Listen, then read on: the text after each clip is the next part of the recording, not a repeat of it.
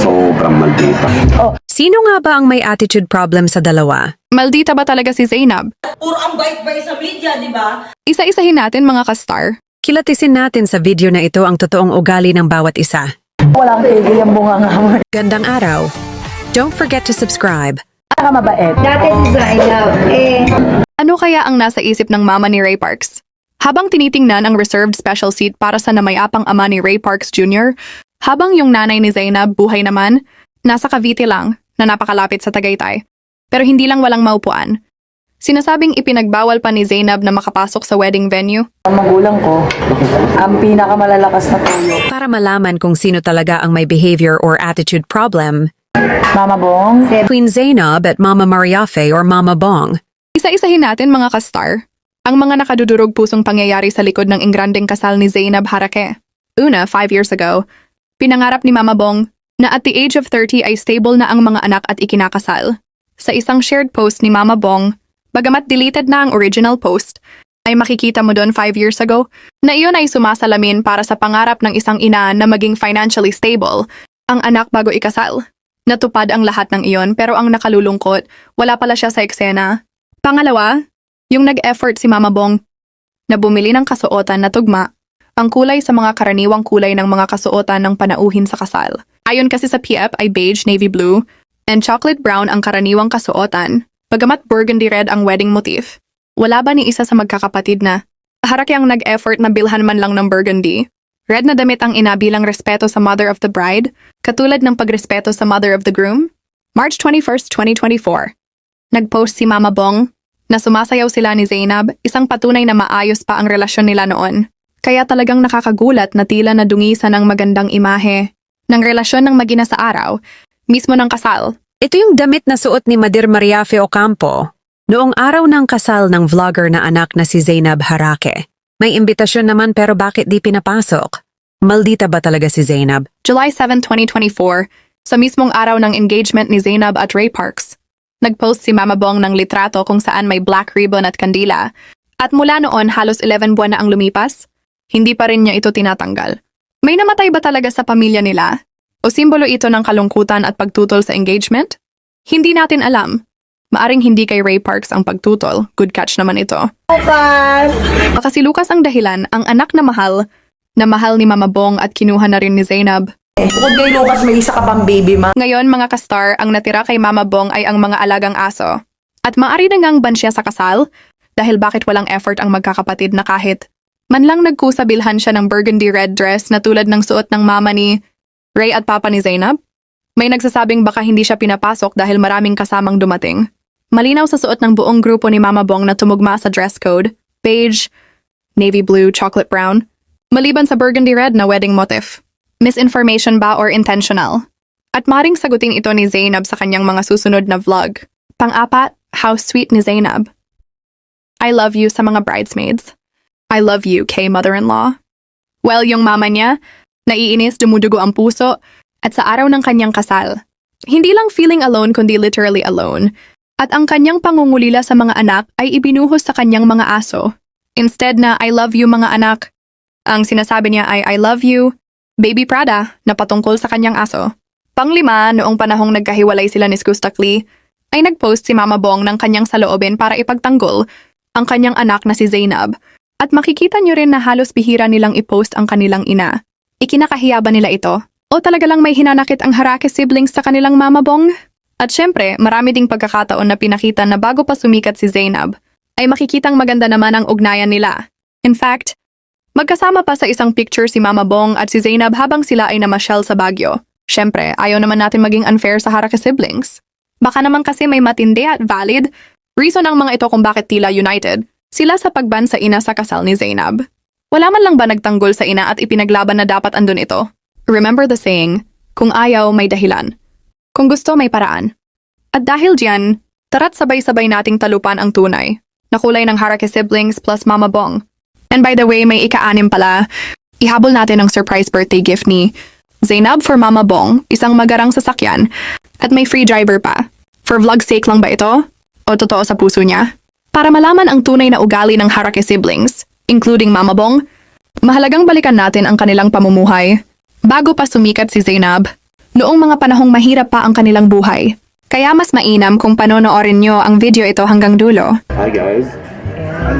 Ang short clip ay kuha noong nagsisimula pa lang mag-vlog si Zainab 5 years ago. Makikita sa mga social media posts simula pa. Noon na talagang supportive ang magulang ni Zainab sa kanyang mga ginagawa sa buhay. Maging ito man ay ang pagsali sa mga contest at lalo naman sa kanyang vlog. So simulan natin mga ka-star.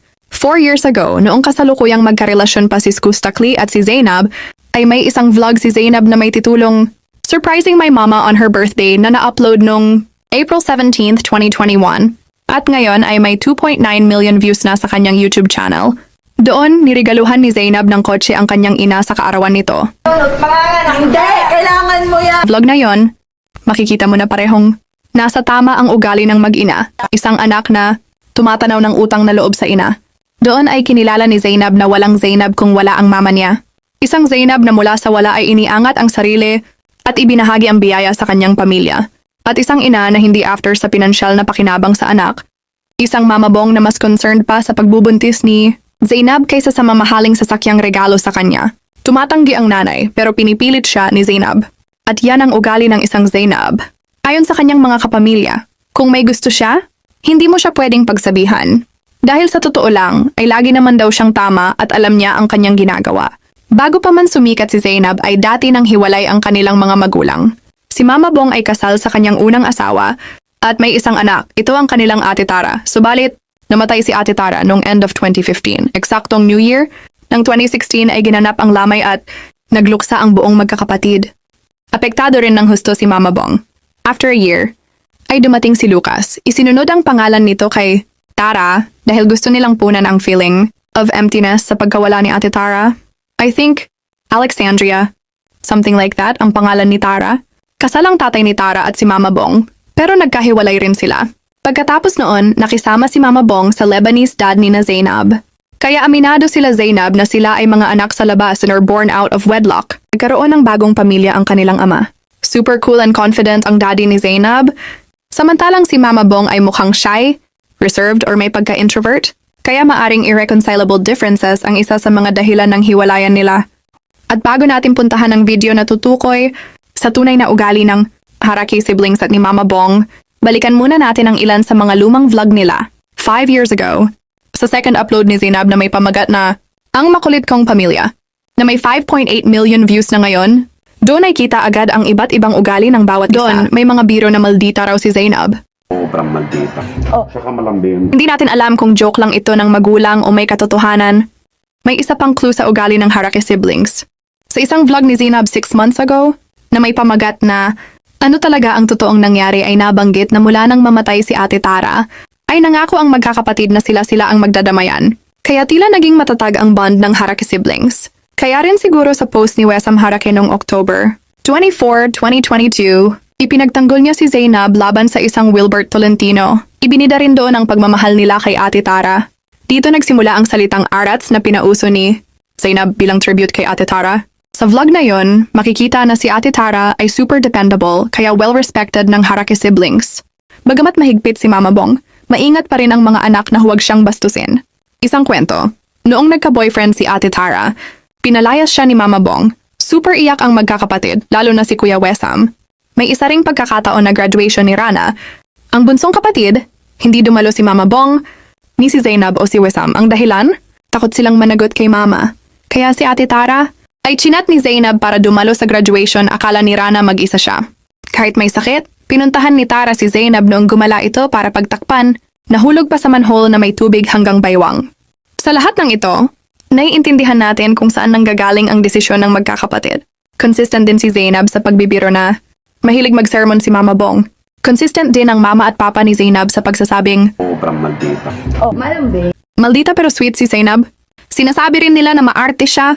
Mula dito, mabubuo natin ang imahe ng isang Zainab na perfectionist, determined, masikap, at walang makapipigil sa kanya. Kaya nga niya naiangat ang pamilya mula sa wala. Pero nakakalungkot pa rin isipin na, bagamat halata naman na may malalim na, dahilan ng di pagkakapasok ni Mama Bong sa wedding venue, masakit pa rin isipin na yung pangarap ni Mama Bong na maging financially stable ang mga anak, bago ikasal ay natupad subalit dumudugo. Ang puso niya na hindi siya kasali sa mahalagang milestone ng anak. Kwento ng netizen, narinig niya umano si Mariafe na nagsasabing, "Ako na sariling nanay, hindi pinapasok ni Zainab sa kasal. Gusto nilang sumikat? Ipopost ko sila sa Facebook ko, silang dalawa ni Zainab at Ray Parks." Ayon pa sa netizen, nagsuot si Mariafe ng formal attire na para bang galing talaga sa isang importanteng event, tanda na intensyon niyang dumalo sa kasal. Matapos ang insidente, nagpost si Mariafe ng ilang cryptic messages sa kanyang Facebook stories na tila patama sa anak. Kapag may mga taong sinaktan ka emotionally, huwag mong hayaan sirain nila ang mental health mo. Mas importante ang inner peace mo. Walang maliit o malaki sa taong may respeto. Pantay-pantay ang lahat sa harap ng respeto. Balikan muna natin saglit ang bongga at magarbong kasal na naganap noong June 1, 2025. June 2 nung ipost ni Madir Mariafe ang picture na ito na may caption na June 1, 2025. Ito yung araw ng kasal ni Zainab at Ray. Therefore, totoo nga yung unang kumalat na insidente sa Alphamart. Iniisip ng publiko na baka naman may pinagdadaan ng emotional or psychological battle si Mama Bong. Remember, walang ibang tao na makakatulong sa kanya kundi ang mga anak na iniluwal niya. Ang Harake siblings ang higit na nakakakilala sa ugali ni Mama Bong, subalit ang sakripisyo ng ina ay di dapat kinalilimutan. Love you, ma.